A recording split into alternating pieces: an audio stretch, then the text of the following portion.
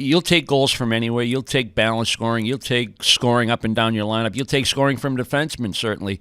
You'll take it from any way you can get it. You'll take it from your power play. But when your top guys, when Pastrnak starts to find the range, when he starts to play like he's playing right now, where he's firmer on the puck, fewer hope plays, fewer, I'm going to give this a try, but it's a low percentage and it's not a full commitment to the play offensively. When you see him play like that, he's not going to score goals. He's not going to get the amount of chances. But when he's firm on the puck and he's committed to the move that he's going to make, and you see second and third efforts, whether it's through the neutral zone or coming across the blue line, but certainly in the offensive end, and when his shot is quick, the release is quick, and it's accurate, the kid's going to score. And you've seen that the last several games.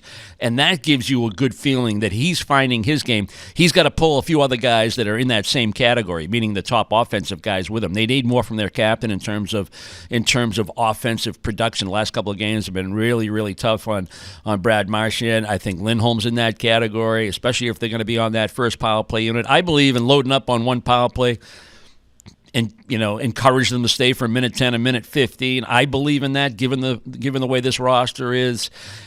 The problem is, and not to keep going back to the power play, Adam, but somebody's got to take ownership of it. Whoever that leader is of that 5-man group has to take ownership of that power play and take control of it. And do they have a guy that can do that? Well, that's up for them to decide. But I think they have enough there and enough intelligence, enough hockey IQ, enough selflessness to say whatever it takes to make the right play and score a goal and stop making this power play, a negative for our team. Not only are we not scoring, not only the production not there, it turns the momentum against us the way we go about our business on the power play. So back to my point about Pasta, I think he's the guy really that can take that feel good from the bounce back ability, the resilience, keeping yourself in the game. I think that goes a long way in that locker room. To look around the room, if you're in there, your role player, say, look at Pasta. Pasta's all in. Pasta's on. He's feeling it. This is good. We're going to win. We got a chance to win tonight. We're going to score some goals. And I think that's the way it's been the last 2 games, despite the fact that they only have the 1 point. You're watching the Hockey Hub, and if you like what you see or hear, make sure to like and subscribe to the show.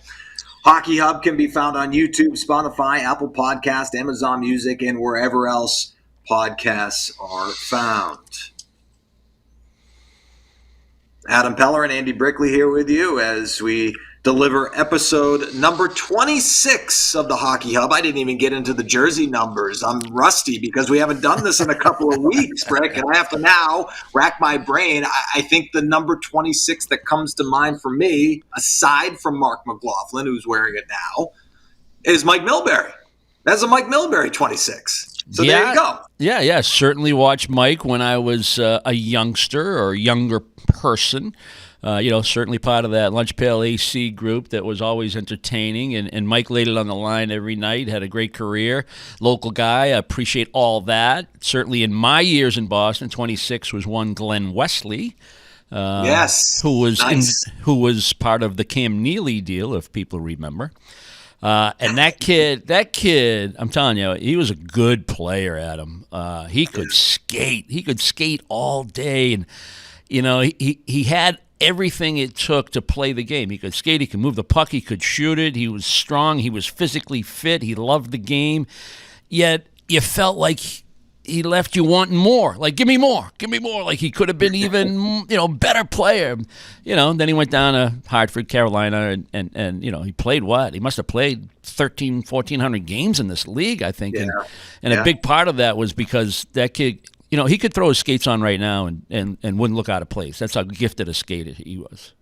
And I apologize, Brick, because one of our best of episodes was episode number 25. And Andy Brickley 25. So, I think I just have to recognize that now.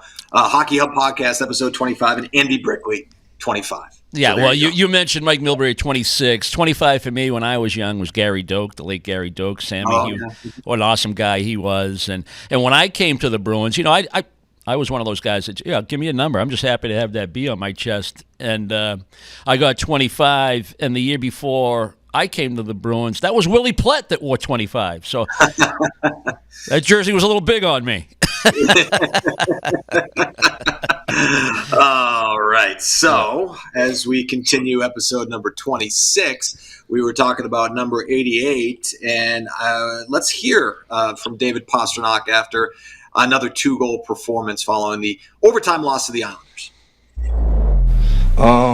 Yeah, I mean, obviously it's nice. It's always nice to score goals. You don't take it for granted in this league. But definitely would feel better if end up with a dub and so mix emotions obviously. But how I said, just want to get on a winning streak. And we have a good team coming into the town. David, a lot of guys have talked about trying to get confidence in their game. You get 2 games like this with 2 goals in each game. Do you feel confident? At this point, are you feeling it? Today I felt really good. To be honest, yesterday obviously not that great, but today honestly I think it was one of my better games. Felt good, energy-wise. I was moving, was feeling it. So yeah, definitely today felt confident. Was making plays. I think our line was all around it first 2 periods, and then third period we kind of have nothing and we scored 2 goals. That's crazy how the hockey works. I thought our first 2 periods as a line we spent almost every shift in the old zone and just couldn't bury one. And then all of a sudden in the third it broke. So I felt great today. All right, so that's David Pastrnak after scoring 2 goals for the second straight game against the Islanders, 2 goals against the Maple Leafs as well, coming in that third period for Pasta. Brick, I wonder how much of David Pasternak's goal-scoring struggles had to do with some of the things we talked about with some of the big names on this roster in terms of injuries, right? We talk about Brad Marchand and the 3 off-season surgeries, and then Pasta revealed that he was dealing with something. I don't know if that's the case, but I know that we weren't seeing the David Pastrnak that we were used to seeing from a goal-scoring perspective early on. Yeah, he got to the point where he was turning down opportunities to shoot the puck, and that's not a good sign for David Pastrnak. And I think he's kind of reset, rethought, feels better probably physically. Might have been dealing something, to your point. You never really know with him, but the little things that you see when he's playing the game is, how firm is he when he has the puck? How easy is it to take it away from him? Does he paint himself into a corner because he stops moving his feet? He stops skating, he's looking around, he's gliding, he's looking to make a play, and that's not his game. He's a guy that plays in motion. He's a guy that when he's firm on the puck, when he's trying to beat a guy one-on-one, or he's getting near the shooting zone where he knows he can score from, and he's got that on his mind. When he plays like that, he's a dynamic player, and that's what we're seeing over the last couple of games, and he needs to continue that because the schedule is very, very difficult right now. You got Edmonton at home, and then you got to go on the road. You got the Florida swing, Tampa and Florida, and then you come home and play Tampa. I mean, this losing streak at 4, you projected it could get a little carried away in a negative fashion if you don't start doing a better job of managing the puck and getting more from other players. And, Marchand had a good stretch of games, consecutive streak of games, right, with points. What did he get up to, 10, 11, 12? Yeah, it was. I think it was 12. I think he got up to 12. Yeah, and you were player to have that long of a point streak. Yeah, the longest I think was 13 at that point in the league, right. and he was threatening that, and you felt good. You felt like maybe he turned a corner. He's been on public record saying, I'm never going to be 100% this year. Just got to deal with it because of the missed time training. I understand all that, but he was doing and playing the way he needed to play, given how he felt, to be an impactful, productive player. But that's gotten away from him. He's in one of those.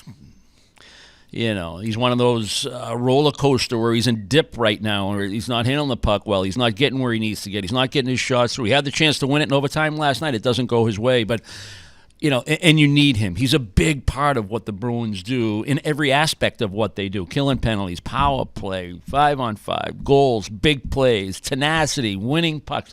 He leads by example, and we need all that from him. The Bruins need all that from Brad Marchand on a nightly basis, like he's done his entire career.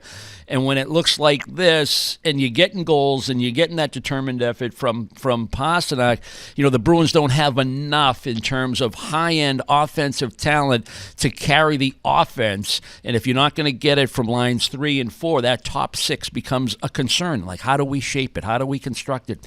Should Coyle play the wing? Are we a better team with him in the middle? Should be a third-line center? Do we have enough, if we play him as a third-line center, to have a top 6? And these are the things that the previous coach, Monty, dealt with, and Joe's, Sacco is doing the same. He's trying to find what works best for the group to give us a better chance to win, to give us a better power play, to score more goals. And I feel like it's going to be like this the entire year. I don't know if they'll ever solve it, and they got to hang in there and win games and beat the teams that are below you in the standings. That'll be the key for the Bruins the rest of the season. And last night was one of those opportunities I thought they should have. They certainly had every opportunity late in the hockey game. They don't do it. Now you're facing some of the iron here in the next several games.